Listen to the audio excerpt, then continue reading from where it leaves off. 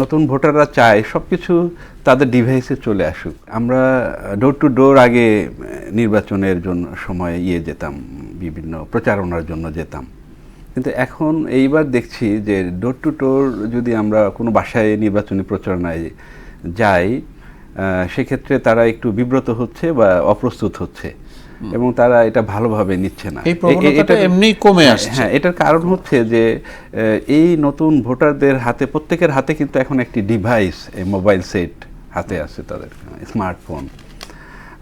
এই নতুন ভোটাররা চায় সব কিছু তাদের ডিভাইসে চলে আসুক। প্রার্থী বা প্রার্থীর সাপোর্টাররা যেন তাদের প্রচারপত্র বা যে কোনো তথ্য সরাসরি বলার চেষ্টা করা বিরত থেকে বরং ডিভাইসে পাঠিয়ে দেওয়া, অর্থাৎ সামাজিক যোগাযোগ মাধ্যম ব্যবহার করা, এইটা নতুন ভোটাররা চাচ্ছে।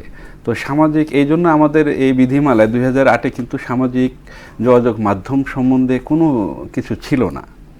আপনার এই 2025-এর যে বিধিমালায় সামাজিক যোগাযোগ মাধ্যম সম্বন্ধে কিন্তু অনেক কিছুই বলা আছে। তো এই জন্য এটাও আমাদেরকে খুব খেয়াল রাখতে হবে এবং আমি মনে করি যে সামাজিক যোগাযোগ মাধ্যম ব্যবহার করে যে দল এই নতুন ভোটারদের কাছে রিচ করতে পারবে ভালোভাবে এবং তাদের মনের মতো করে, সেই দলই আগামী নির্বাচনে ভালো রেজাল্ট করবে, ফলাফল ভালো হবে সেই নিয়ে।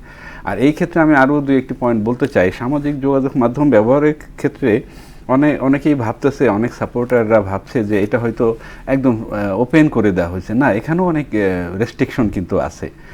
যেমন সব আইডি থেকে বা সব ইমেইল থেকে আপনি কিন্তু নির্বাচনী প্রচারণার এই সমস্ত মাধ্যম ব্যবহার করতে পারবেন না। রিটার্নিং অফিসারের কাছে ওই প্রার্থী বা প্রার্থীর এজেন্ট বা প্রধান নির্বাচনের সমন্বয়ক, যে সে রিটার্নিং অফিসারকে ইনফর্ম করবে যে আমরা এই সমস্ত ইমেল আইডি থেকে বা এই সমস্ত ফেসবুক আইডি থেকে বা ইউটিউব চ্যানেল থেকে আমাদের নির্বাচনের প্রচারণা আমরা চালাবো। এটা কিন্তু সবাই ওপেন না, অর্থাৎ আমাদের দেশের জনগণ ভাবছে তারা মনে হয় এই ধানের শীষের পক্ষে বা অন্য কোনো প্রতীকের পক্ষে একটা পোস্ট করতে পারবে ইজিলি। নো, এটা কিন্তু নির্বাচন আচরণ বিধিতে নেই।